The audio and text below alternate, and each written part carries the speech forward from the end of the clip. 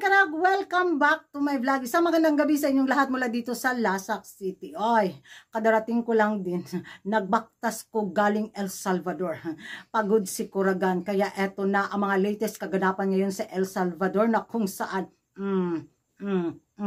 full attention kaayo kay Maring Tunyang ang media mga karag-karag sa El Salvador.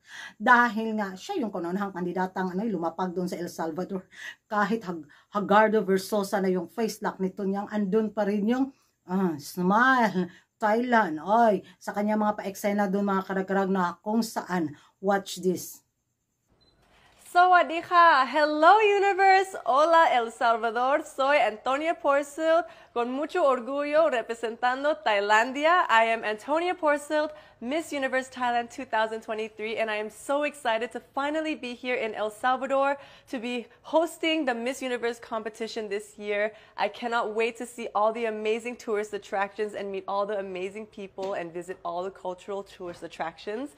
The first thing I would love to try is definitely the pupusas and visit the Santa Ana volcano. So let's see what I get up to. Hola a todos, yo soy Antonia Porcild, Miss Universe Thailand.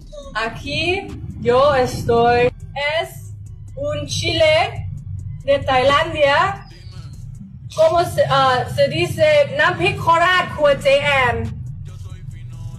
Es muy rico, muy rápido y muy delicioso con arroz y yum. Diba? Grabe talaga si Maring Tunyang mga karag-karag. Pinag-aralan talaga ang magsalita ng hola amigos, 2x2, 400, 900, 200. Ganon. Talagang, okay, this is it. No? Diba siya yung tinaguriang the flag bearer ng Asia sa taon na to sa Miss Universe. Kaya, kahit pagod yan, sagi, kayo Tunyang. Pero in fairness naman talaga, sa kanyang laban, parang magmanding 2.0 lagi ni siya. Uy, kasakit yun sa dughan ba? Yung expectation ng mga Chinese fans sa taon na to kay Tunyang, as in hanggang maximum, umabot pa sa maximum na level talaga, di ba? Kasi para sa kanila full package na talaga si Tunyang, di ba? At mahirap na sa kanila makapagpadala ng gaya ni Tunyang ulit na minsan na nanalo sa international crown, tapos ngayon another international crown na naman yung lalabanan niya na pinaka-highest, di ba, sa beauty pageant, ang Miss Universe. Tapos, ako yung kinabahan, baka maano ba, may tukuyo bito sila mga karag-karag or makapasok lang sa top 20, pero hindi yan papayagan ni Hello the Universe na hindi niya talaga ipasok si Tunyang sa top 10 or top 5. Dahil pang nangyari niyang hindi niya ipasok si Tunyang mga karag-karag na alam na, kakatayin talaga siya ng mga Chinese fans. Lagot talaga si Hello the Universe. O, diba?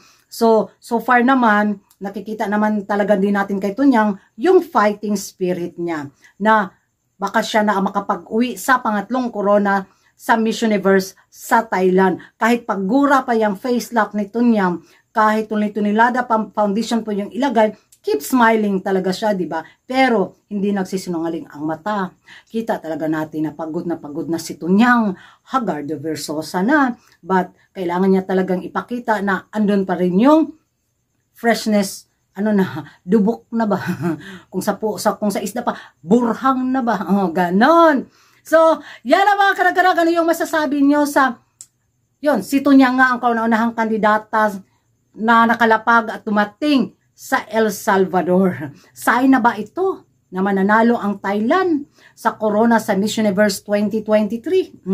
Thank you for watching and see you in my next vlog. Kung hindi ka pa nakapag-subscribe sa YouTube channel ko, don't forget to like and subscribe.